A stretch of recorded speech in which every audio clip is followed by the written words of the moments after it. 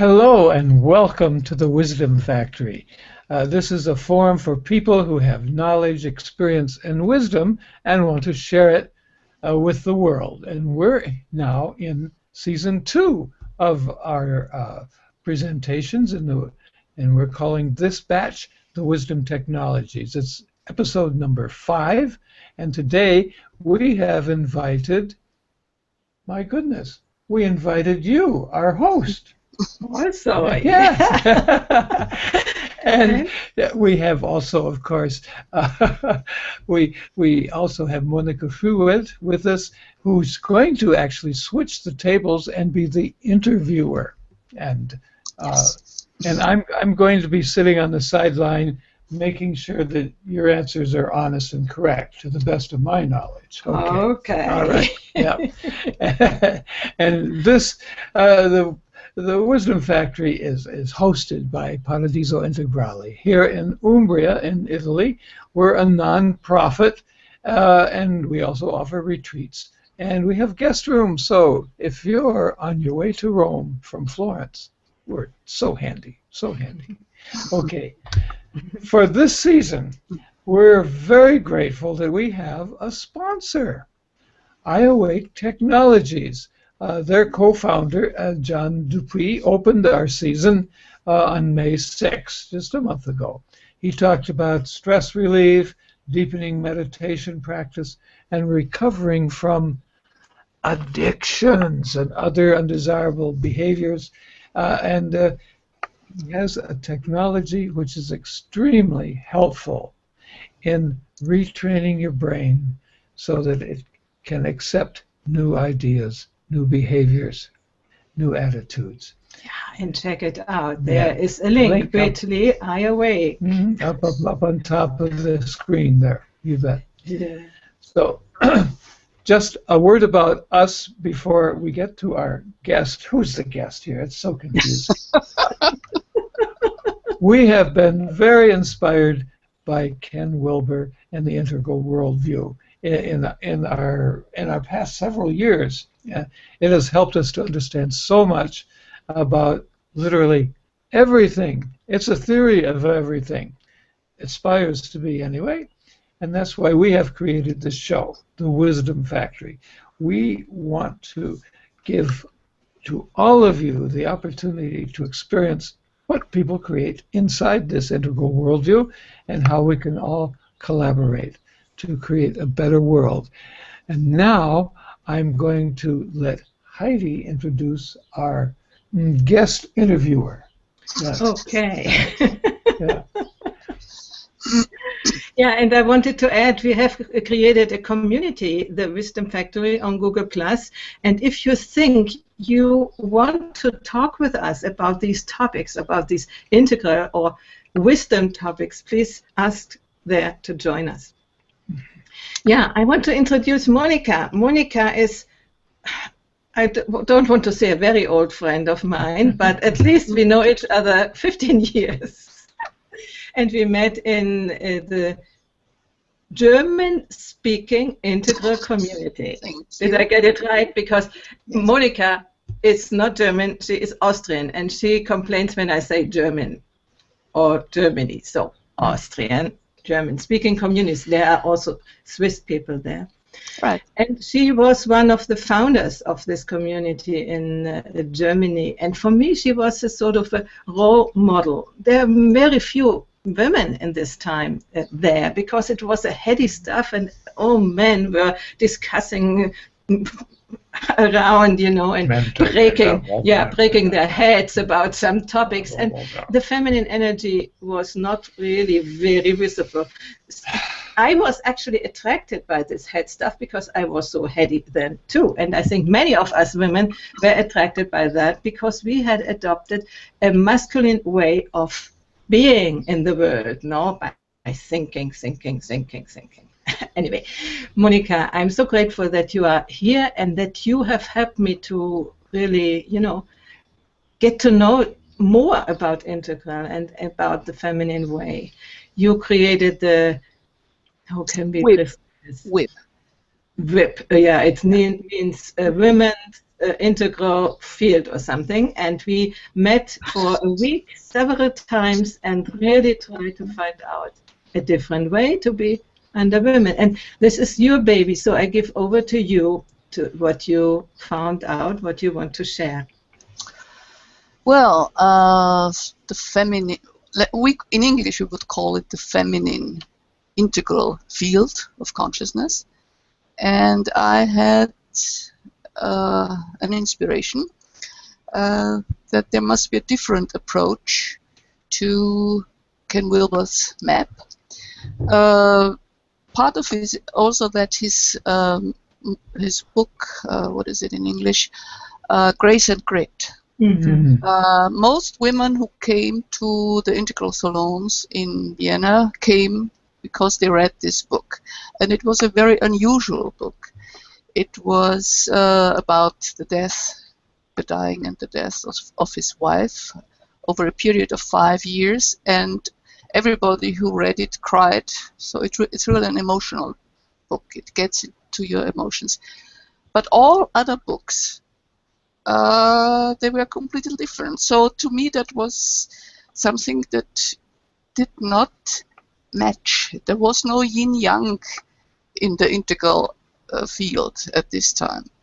And I felt that women just trotted behind the men, and I also felt that they needed something to get to their own essence. Well, you talked about John Dupuy just before, and we tried his whole thing. Mm-hmm. And to me, that was an experience of getting out of body at that time. And I talked to other people later, and everybody said, yeah, and even Wilber grinned and said, yeah, of course, you get out of body. So maybe this is the place where men and women can get at the same time and be there. And it's pure technology. It's not heart or head or your belly. It's technology. So I am actually a technology fan, and I appreciated whatever the web and Skype and Hangouts make available for us. And I wish people would join in and use them, because this is our time of our presence, and the more we take advantage of it, the better. So do you mean that women before were less into technology and more into heart space and all that? Yeah, that could be. Don't you see it that way? Yeah, I do. I mean, today our topic is growing in emotional and relational wisdom, and this was always the realm of women. Right. Keep the relationships together. You say that this month you have the 50th anniversary of my golden wedding anniversary. And my husband, I guess he saved about 3 incarnations meeting me, because I really, he had to learn. He is really a patriarchal, a lawyer, so he really came from a different world, and I just insisted on my values, and he now appreciates it very much. And I, of course, appreciated his being very caring. So our grandchildren always say, Opa, he cares so much about everything. So yeah, it's nice. So you definitely have used some emotional and relational wisdom. How did you, I mean, I'm still interviewing you, and then you can interview. Yeah, I was waiting for that switch here. Yeah. She's used to her role, and I'm used to interviewing Wilber, but that's about it. Okay. Now, what did you want to ask? Afterwards to present a little bit what I have learned about these technologies, let's say. integral, for me, it's an integral pathway to master emotions and to create different relationships in our lives, you know. But I would like, for you, it must have been sort of intuitive, because all these teachings probably were not around, at least not specific for that. Whoever talked 50 years ago about emotions? Well, as you may know, I went through a Buddhist training. So Buddhist, and of course there you deal with emotions all the time, so that you are not reactive, but that you are active, and that helped a lot. So, but of course, as you may imagine, there are ups and downs in 50 years, but what counts is the end of the day. And you can already envision how long. Well, it won't be a couple. It will be a couple of years. But why should we make our lives miserable? I mean, that's ridiculous. You work together. You are together, and maybe the modern world would just say, "Why should we be together? We leave," and then you are single. I read it's about 50% single people households now, at least in America. Yeah. Well, my daughters, I have 2 daughters, and one has been married now for 20 years. Nobody thought at that time that she would make it that long. And the other one, they are not married, but they live together for 10 years now. So maybe we are a role model that they think it's quite convenient to be together and to share whatever tasks there are. And yeah, and at least if your intellectual and your emotional balance is about the same or close, then it's easier. And of course, if you share a certain kind of humor, which you two obviously do as well. But she doesn't laugh at my jokes, Monika. She really doesn't. No. Often I don't understand them. That's the problem. Oh, well, that's the problem. Yeah. Well, I have to explain some of the cartoons I'm sending my husband, because each of us has a laptop and we just send cartoons, and then sometimes I explain it.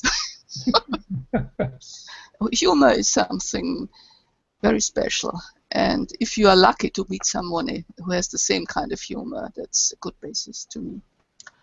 Okay, now tell me.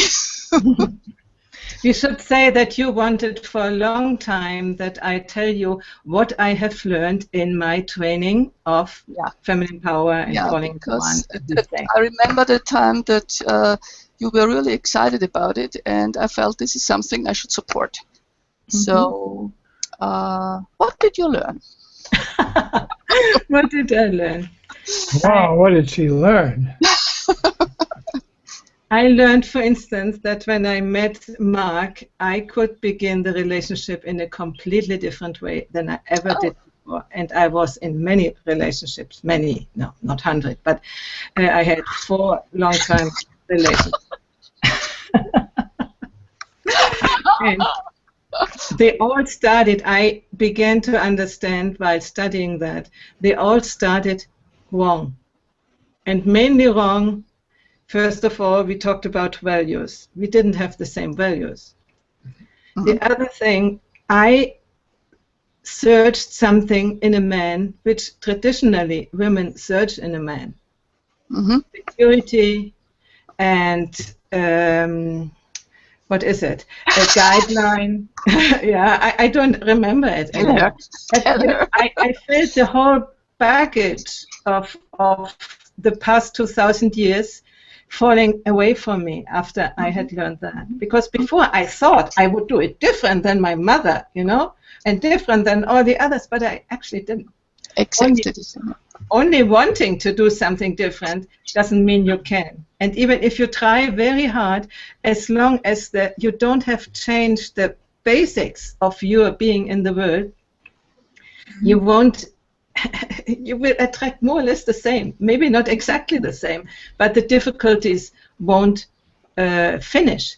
And I found out that it is very, very easy, I don't want to say, but it is very clear. As soon as as you look behind what you are doing yourself. And this was for me an important moment to really, I have always watched myself, you know, and seen what I do, and this is wrong and this is wrong. But this was obviously not the best attitude to change. So I learned to view these inner voices who talk to you all the time. Oh, you should better do this, and oh, look what he's doing, and maybe he means blah blah blah, you know, to really see them for what they are, and don't trust everything what your voices tell you. Right. This is one thing. So far, you know, it is normal. Well, this is also, excuse me that I interrupt, but this is something like you also learn in the Buddhist training, mind training, that you are not your ideas, you are not your thoughts, you are not your emotions, and this helps as a basis. Would you say that you did not marry your mother when you married Mark, or when you... No. I didn't. No, and I would like to continue. What this training was different to what probably many other approaches is that we began to see these voices as an inner family of immature parts of ourselves. Not just try not to listen to them, try not to react to what is coming up in you, but really see it as a part of yourself and treat them as children, as, let's say, ignorant children or younger parts of yourself who have not the same information, not the same experience, and not the same skills as your present adult self has. And when you imagine that people, for instance, who are fear-driven, when they find out that this fear was of a little boy, in your case, or a little girl, or whatever it is, I mean, if it is fear or something else, my thing was I always was not good enough, you know, and so out of I'm not good enough, I do a whole lot of things I don't need to do. So keeps you on your toes. Yeah, keeps me on my toes, which is not a bad thing. I have learned a lot, but you know, this voice which is always you're not good enough, you know, and always punishing. This is not really helping to growing up a whole lot. So what we learned there, and this is what I really would like to publish, bring into the public, to find a relationship between me, the adult and relatively wise self, and these little voices, and have them as the little things they are, and keep them as a good mother would keep their child. When they are fearful, they would say, come, and wait until the fear is gone, and you know, and use other methods than the ones I personally have learned. I have learned that my emotions don't count, and I have to, you know, to hide them. So in a certain way, we re-educate, really educate in the sense bringing out of this predicament behavior these little parts of us, and mother them, give them a good mother or a good father, depends who they are, and so the energy completely shifts, because there is not this inner upheaval anymore, you know, but there is an adult voice who is taking care for the things which in this moment are creating fear, but actually not so much in the adult, probably. There are moments where also the adult has fear, but they are mostly conditioned from these past events. And what I have found out with myself, but also with clients, that many people have a difficulty to really access this adult part and then stay in it. And the other voices are always dragging them over into there. And you can also hear it in the voice, no? When somebody talks to them like this is a victimized way of being, no? So there my voice studies come in. So on the voice you can hear more or less what sort of emotion is speaking there. And the emotional intelligence is exactly that, to take care for the emotions without acting them out, without suppressing them, on the other hand. How many of your children or your inner child are there? Oh, innumerable. In every moment, you know, at the beginning I thought there were the main ones, 4 or 5. You know, I'm not good enough and whatnot. I have not, and I'm alone. I should maybe. Yeah. I should. Yeah. That's not really the critic. I should be a boy. You should be a boy. I should be different. I'm wrong. Yeah, I'm wrong. Yeah. Or I'm powerless, or something like that. Or I'm invisible. Nobody ever sees me. Nobody ever listens to me, you know. But these are patterns which are grounded in childhood, and probably also later, but they are grounded in childhood, and then they are reinforced by further in further ages. And as they are already patterns, every time when the same thing happens again, they are reinforced even more. And so it needs really a sort of a heightened awareness first, and then a practice to change that. Because are there any keywords that make an alarm bell ring, that you, oh, this is my inner child? Or this is not so much the words, but the emotions. When you feel these emotions, which you, for instance, or in the belly, or which you really know very, very well, then you think, oh, okay, I see you. This is my voice number 3 or something, you know. And I say, oh, I see you, but you know what? That's me who is making the decision. You don't have to do the decisions. So you can sit here and play. I see you. This is a keyword, probably. I see you. I feel you, maybe, or the first practice. The first practice is what we call becoming emotionally literate. So we ask the voice, "What do you feel?" And then we mirror back and say, I see that you feel it, without wanting to fix anything, just to see. And then what do you need? And without wanting to satisfy the need, just say, I see that you need it. Because in our childhood, they even said you don't need that. What do you need that for? Something, you know? And you don't feel that even. I have heard that often from my brothers. Oh, yeah. Oh, you had brothers and sisters? I had 2 bigger brothers, yeah. The sister and the younger brother. But, you know, in a family constellation, what the bigger ones do with you, you do with the others. So, yeah. Well, I'm an only child, so I only know that from hearsay. And my husband is also an only child, so we had to learn that in the 50 years, what it is like to be competitive, and etc., etc. My mother always told me in German, sei vernünftig, Moni, so be reasonable. And I guess this just is the basic of my being, to be very reasonable.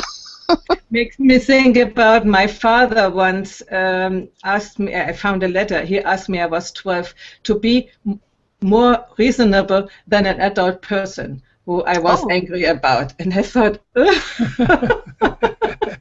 yeah, that's what I'm telling my grandchildren. Just one step back and look what you're really doing to yourself when you get that angry, or so that's, but well, as you know, as you do not know, but as I know and everybody else who is a grandmother knows, grandchildren are really a learning experience. So whatever you haven't learned up to now, then you learn it. It's and what I understood, that many of our problems come from the fact that we were not only not seen, but also often dismissed completely. You know, our feelings dismissed, our needs dismissed, our enthusiasm. For me, being enthusiastic, you know, was a schimpfwort, was a blame, sort of a blame. You know, again, she, you know. And this for me is the life force to go ahead, to be, and you know, to have fantasy or intuition. That was very. I was suspicious. It was suspicion there. Oh, the child has so much fantasy. Would you say that doing that program as far as you did and translating it maybe to our European cultural values, which are, in my opinion, different from the American approach to these things? Thank God. We're different, I mean. Of course you are. Hey, you just got me off my track. Sorry. What would you say is the most practical result, apart from becoming enlightened or a completely different person? yeah, no, it is not so much about enlightenment. It is really about cleaning up your conditioning in a very, very quick time. It is much quicker than psychotherapy, and it is also a practice. It gives you practices what to do, also in the outside world, not only inside, but also, for instance, you know, when you see that you are triggered by one of your false beliefs, and you know normally now you would hold back and sit behind instead of going and say hello to the people. You make the commitment and the intention that you will do the exact opposite when you, because you must go out of your comfort zone. As long as it is comfortable, you are probably in your old manners. So it is a real practice in the real world. That sounds really interesting. Yeah, because this is what you need. You need everyday clues and tasks. So you call it cleaning up your dogmas and your... Absolutely, and finding out what I'm doing without knowing it. So many manipulations, which I did before. I was so crashed when I found out what I did without knowing. And then this was then the possibility when I met Mark, and he was able to see that and to allow me to tell him what he did. No? Oh, the manipulation. Allow me. Yes, that's not the sole province of women by any means. You know, just we have a great story we tell about the Chicago News, but I don't know if this is the time to do that. But men are subject to these same problems too. They live in their own hierarchical world. Sure. You know, the shit rolls downhill, so to speak, and we learn how to get by in our families, and we learn things that aren't as helpful as they once were. And one of the things that you showed me just in the first week or two that I was with you, I lived near Chicago much of my life, and I was often fascinated with the news of that city, which was so bizarre and often very violent, and the politics was just a game. And so I told Heidi that I was sure that she would like to watch the Chicago News with me on television. At night at 11 o'clock. Yeah, at 11, because I knew when they'd be on. So what was the case? He was here with me for 2 weeks, the first time we met, and he has never done what he normally does, like watching the Chicago News. And it is here with a time zone difference at night. And first of all, I'm not interested in Chicago News, and I wanted to go to bed. So I said to him, you can watch it, you know. But he actually wanted me. He didn't want me to go to bed alone. So he wanted me to drag me into what he wanted to do by telling me that it was good for me. Right. She would be interested. She would be interested. And I was able to see that and say immediately, you know what, no, I'm not interested. And then the day afterwards, I asked him, "Do you know what you did yesterday?" And then I explained him that he tried to put on me his desire for not taking responsibility for what he wants, but trying to drag me into something which I don't want, which leaves always a strange feeling, because I was thinking, should I do it? Yeah, it's not so important, let's do it, no, for his sake. But this accumulated begins to deteriorate the relationship, because we are doing things for the other which we don't really want to do, and there's ever more inclarity in the relationship. And when he understood it, tell you what it was. Well, I realized that this had been a habit of mine for a long, long time. Rather than telling people what I'd like to do, period, I invited them to like what I want to do, you know. And so, which is actually very feminine or female. It's a female tactic. Sure, that of course. Manipulating from behind. There's a bell curve here. We share these aspects, yeah. And so I think I've gotten a lot better in that regard. Absolutely. In these past 3 years. Taking responsibility was something I avoided. Yes. And there comes the empowerment in, and the relationship wisdom. Because when we are very, very clear about what we are doing and what we are communicating, then these gray zones, which then become big black holes, they cannot develop. Yeah. And immediately we speak up and say, you know what? No, this was not okay, you know. And we have an agreement about how we started our relationship with an agreement, how we would be in moments of problems. And there was one very important thing: take responsibility for your own emotions. Sure. Yeah. Yeah.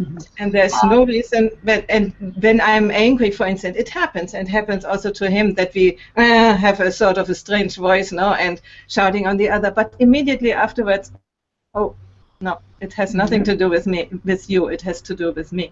So these are the relationship skills which really lead to a relationship. I'm beyond our wildest dreams, because after all these relationships I have tried out, now what we have created in this different mindset, in this different openness, in this different also compassion, because compassion not only for the other person, but for ourselves, for our inner voices who are trying always to, I want it like this, and you know, this is, I didn't know that it was possible, really. But those inner voices do not really die. No, they don't die, but we know how to handle them. There is a lovely picture which they gave us in the training. She said, these inner voices, they sit like the little children in the back of the car, buckled up, and you give them something. You also I was just wondering, you give them a lolly, or? Yeah. And sometimes you go, you touch them and you keep them lovingly quiet, and while you are stirring the wheel, and you won't allow these voices to stir the wheel. And so I think this is to be learned. It can be learned by practice, not by decision, not by mind, who says I should do blah blah. This doesn't work. It's really going into, first of all, into changing the pathways in the brain. And there is Lawrence Gold in the audience, and he has very good practices for doing that. Yes, he does. Yeah. Yeah, and then practice the new ways so that you can get used to new ways of being towards yourself. This is now sort of a level or a starting point, or I wouldn't say, the first picture that came to my mind was, it's a cushion on which you sit now, and from there on you move on. But I was wondering, when you get older, in old age, how will this help, or how will this be useful? Because of course there are always problems with the body, with your health, and considering this method, what would you expect for your old age together? Together. Yeah. Okay, for me alone, I would expect that I can handle things much better because I have stopped to tell me too many stories about what is happening, what could happening. I catch myself, for instance, when I get into my fear not to have enough money when I get older or even now or whatever, you know. I know these are stories of some younger. My mother was always in fear of not having enough money, and you know she had at the end at least. So I stop consciously these stories. I don't allow me to think them and to enter then into emotional upheaval because the stories drag the emotional response. They drag it up in you, and then at a certain point you sort of have no power over the emotions anymore. You know, when you allow that too much to be, or you have to work hard again. So it's better, as I said before, to stop immediately doing the things which you habitually did. Do it in a different way. So I think I won't, at least I hope, I won't go around and complain, oh, this is hurting, and this is hurting, and this is not so good, and he has blah, blah. What? No organ recital? Well, I was wondering because what came to my mind is that I had in 2011 I had 2 very serious operations, and now my husband suffers with his knee, but it's sort of one always takes over and carries for some time the other. So it's not that you are just by yourself, but it's this yin-yang movement. Mm-hmm. Oh, I think this is very true, and as long as you do it in a way which is loving, but not loving in the traditional sense, you know, when we say, hey, yeah, I have to do that, you know, it's not that. No, but it's like when you sit in meditation, it sits you down. You sit there. It doesn't. It's not a program. Now I meditate. So that you sit you down, and your heart rejoices. That's the word. Yeah. Your heart rejoices. And when now that I do a lot more of grocery shopping than I did before, my heart rejoices because I find different things that I like much better, and he likes them too. So but this is what I carry from my childhood. My parents worked together. My father was a dentist, and my mother did the bookkeeping and talking to the patients. So this is my ideal. Maybe I was lucky. I don't know, but I suppose so. Yeah, I think some people have better models in their childhood and in their young ages, and some have worse. But I think we can change it if we really want to, and find the practices. We have the power to do that. And the will. You need the will. You need the will. First of all, you need the will. The intention and the perseverance, to do it. But we can, if it is for us a value to do so, we will do it. If it's not, if we find it easier to complain and to be a victim, you know, then we won't do it, because it takes some work, some engagement. It's not so paradise immediately everywhere.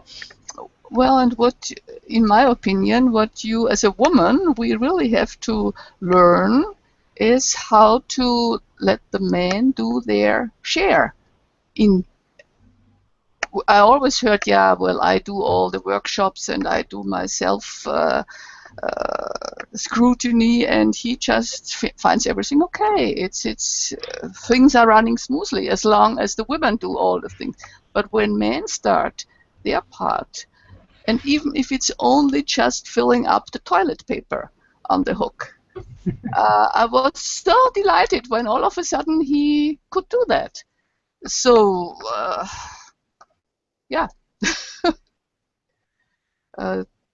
why is Heidi left? Wait a minute, I can't hear you. Okay. Now I hear you again. Yeah. I had to close the door. It's too much noise outside. Okay. I didn't hear anything. But what I was trying to convey is that the minute you relax into your relationship, and you don't insist on how it has to be, the old dogmas, and your heart rejoices, then it's easier. Yeah, absolutely. I had the experience when I did the training for almost for 3 years, and there was a group of people, women, very connected, and many of them said that the relationships with their partners changed completely by way that they changed to be in the relationship. So we don't need that the partner always does it. Some were complaining when I tell people here around, say, oh, again, we women have to do all the work. Yes and no, you know. Yeah. Well, this reminds me of the pushing hand meditation. That the one who pushes loses, but the one who just gives way, he pulls the other behind him. So we are connected in this energy exchange. Yeah, absolutely. That's it, probably. So what would you recommend apart from just going to your workshops? And because as I know you, you are a multi-talented person, and it's not just your voice training, but it's also your feminine power training. And what other trainings did you have? A lot, yeah. Counselor, Gestalt counselor. You know, this is exactly my problem, or not. When we see it from the integral perspective, I have the task to integrate everything which I have done. Also my organic farming and what building up the house I'm in. Really, I have at least 10 hats, if not more. On the other hand, for me, it's now difficult to really focus on something because I always think I leave something out. And that's you could maybe help me to integrate that from an integral perspective. Okay. So what do you want to know? I want to know how people can get it that it is good to have a broad perspective instead of being an expert in only one thing. Well, if you, as I said before, it's easier when you have grandchildren because they sense immediately if you are authentic and if you have a perspective. And they ask you for your perspective. And of course, my perspective is rather integral. Let's put it this way. And they appreciate that you can have different perspectives on the same subject without identifying with any, but being yourself. Self with a capital S.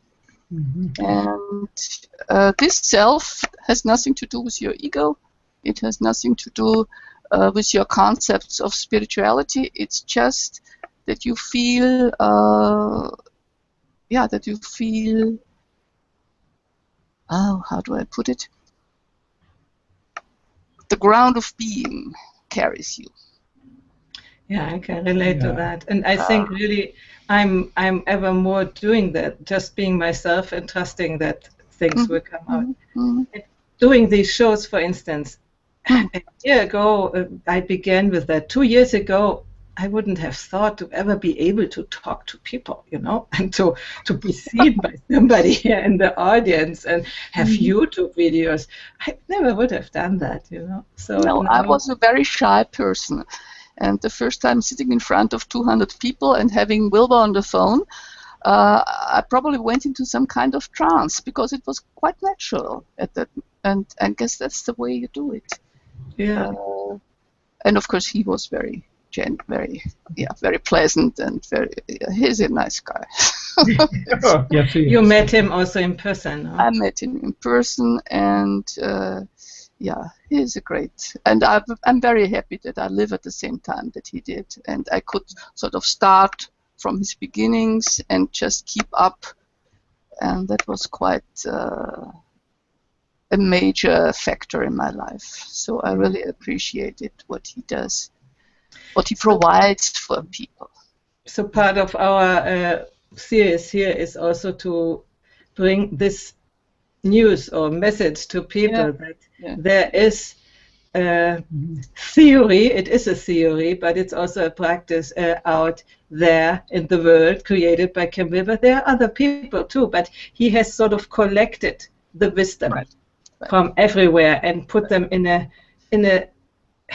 we can also say a graphic, you know, at the end it comes to a graphic, but it's not only a graphic. So that it's relatively easy to understand what the world is all about, what you're all about. What it's not by chance it's called A Theory of Everything, one of his books, because it's really about everything, because it's not about the thing, but it's talking in a meta level.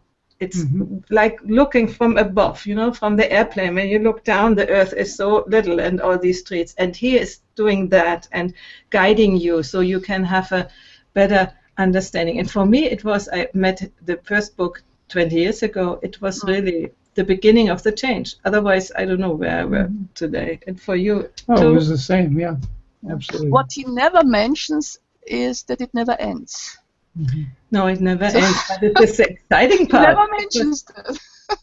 It's the exciting part because there's always something new to learn and something new to when he at first he said that the second book of the Cosmos trilogy would be about women, about the female, and he'd contacted some women, but it never came under this cover. So I said, everybody, well, we have to write that. Yes, this is what we do. We will. You will, Monika. Well, I don't have to put it in writing. It's enough if you just spread it, the web. That's more the feminine way, what we are doing here, no? To do these shows and to connect with people, create relationships. Exactly. Right. So I'm very grateful that you are doing it and that you have Mark at your side to help you. I'm also grateful for you, Mark. Oh, wow. You know, we often note that we are having a relationship beyond our wildest dreams because we could not have imagined what has happened. Our dreams had been simply projections of what we knew, but this is beyond that. It's a meta relationship in many regards. You know? Yeah. So one of our projects together is to have an online course, Relationship Beyond Your Wildest Dreams, and to teach people from the integral perspective and incorporating the teaching which I was talking about, and really guide people also one by one and in groups to that path. This is in project and will be. And where can we find the links? It's not yet linked. I have the beyondyourwildestdreams.com, I think. Yes. This is already up, but it's not yet filled out. So then get going, Heidi. Yeah. We are doing too many hangouts, too many. Well, we can end this hangout and get back to work now. Yes. And we want to tell people again that we have this community. When you are interested in integral topics and want to collaborate and give your opinion, come and give your opinion there. Also here, I see here was some comments. When I'm talking, it's so difficult to have the comments at the same time. Here is Ruth Ann Purchase. She does, how does the concept of grounded being help our family and community relationships reduce stress while preparing for change?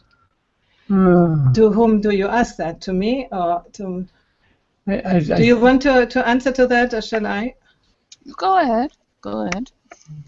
Grounded being, she meant that what I mentioned. Ground of being, what you mentioned. The ground, but it's the ground of being with a capital B. And I could see it in two ways. When she is understanding it as being grounded, this is a very, very important thing to be really in yourself, in your body, grounded on the earth. And then the cleanup. And the cleanup, of your patterns, of your habits, about intention, memory, clear. This is Lawrence here. Yeah. No, I wanted still to read again. Yeah, you can do that. You can do that. It takes a little time, but not 20 years on psychoanalysis. This is for sure. For me, it took more or less 1.5 years to really see that the transformation has happened. Before it was only, I was getting better and better and better, but it was not this shift. And this teaching can shift you. And afterwards, you could look back and say, oh, it's so different now, you know. Well, it starts with loving yourself. Let me see then. The key. Starting being grounded. A marvelous way to do. Oh, yes, Paula. Thank you, Paula. Hello, Paula. A marvelous way to do integral the feminine way. Yes, it is. Thank you, Paula. And here Lawrence is doing it the masculine way. Let me see where he is. Right. Here it is. One way of understanding grounded is being clear about intention, memory, imaginings, and directing attention, surfacing and dissolving shadow material as needed, and being awake and competent in needed abilities. And being present. And Yeah, present. Absolutely. Yeah. Very nice. Yeah. Yep. Good. I really recommend to everybody to go back to the session we had with Lawrence about 3 weeks ago, where he guided us through his basic process. Oh, I haven't. Yeah. Good. I saw somebody else's comment, and thank you very much that you are here and comment. Here is a long one. Let me see. It doesn't come up completely, but we can read it anyway. Relational excellence is required, is Rose Ann, for community resilience, which is the basis of localization movement needed to restore social, environmental, and economic justice. This discussion from the Wisdom Factory encourages self-evaluate for cleansing up old habits and entering into new rituals for healthier relationships. Old trauma triggers and dogmas maintain unnatural and unreasonable expectations of others. So right. So let us get free to be responsible, even when others are not. Reasonable, responsible too. For ourselves, not for others. Women normally want to be responsible for others, but not for others. We have all we need for life in this full moon if we can only see. Yes. I like the term relational excellence. That's really a very, very profound term. Yeah, I like that. Thank you. Thank you also. Then Aline, I don't know, I think we didn't bring her up yet. Aline says the masculine power system was the only one available back in the 70s when a lot of us emerged and woke up gradually. Exactly. That's it. Yeah. Sure. And this is our generation. Aline is more or less our generation who is doing that. The next generation can begin already on a different point. Yeah. Exactly. Yeah. Okay. So I think we are at an end. We are already 5 minutes over. We want to invite you again for next week's session. We will have Nicholas Beecroft, who will talk about Analyze West, the Western civilization on the psychiatric couch. Yes. It has been a pleasure seeing you both again and talking to you as always. I enjoyed it very much, and I want to thank you. I appreciate you having me. Yeah, and I thank you for doing this little bit undefined role of being asked and questioning. You didn't ask her the really hard stuff. Next time. Next time. Okay. Well, there'll be a next time. I'll ask you the really hard stuff, Mark.